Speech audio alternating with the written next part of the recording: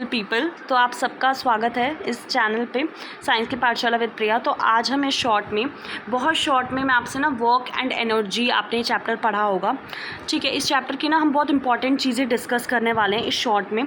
तो बेसिकली देखो, हम कब कहते हैं, मतलब साइंस की लैंग्वेज में कब कहा जाता है कि कोई काम हुआ है, जब आपका जो फोर्स किसी बॉडी के ऊपर लग रहा हो और उसकी वजह से वो बॉडी जो है वो अपनी जगह से मूव की हो, मतलब वो डिस्प्लेस हुई हो, तब कहा जाता है कि वर्क आपका क्या हुआ है, वर्क डन है, कि काम आपका कुछ हुआ है। जो आपका होता है फोर्स इनटू डिस्प्लेसमेंट, कि अगर आपका फोर्स लगा है तो वो कुछ ना कुछ उसने डिस्प्लेस किया होगा, तभी कहा जाता है कि वर्क हुआ है।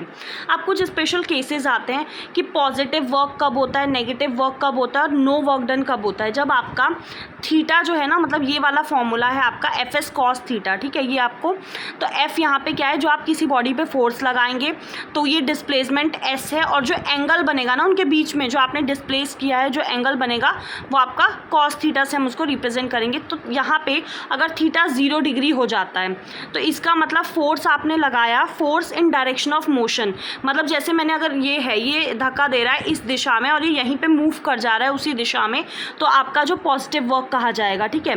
और वहीं पे अगर थीटा 90 डिग्री हो, दैट मीन्स कि आपका फोर्स परपेंडिकुलर है, दैट मीन्स कोई भी काम नहीं हुआ है। और वहीं पे अगर 180 डिग्री है, मतलब फोर्स अगर इधर लगाया जा रहा है उल्टी दिशा में और ये मूव दूसरी दिशा में कर रहा है, अपोजिट है, तो हम कहते हैं कि नेगेटिव वर्क हुआ है, ठीक है। एसआई यूनिट क्या होती है, ये जूल होती है, या फिर आपका 1 जूल जो है वो 1 न्यूटन इंटू 1 मीटर होता है।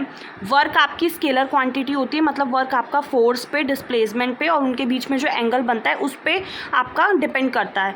इफ़ नो डिस्प्लेसमेंट अकर, तो कहा जाता है कि कोई वर्क नहीं किया गया, नो वर्क डन। अब एनर्जी की बात करें तो इसमें आपको टाइप्स ऑफ एनर्जी आपने पढ़ा होगा, kinetic energy, potential energy. Kinetic energy आपकी कब होती है, मोशन की वजह से होती है, दैट इज़ आपका हाफ mv²।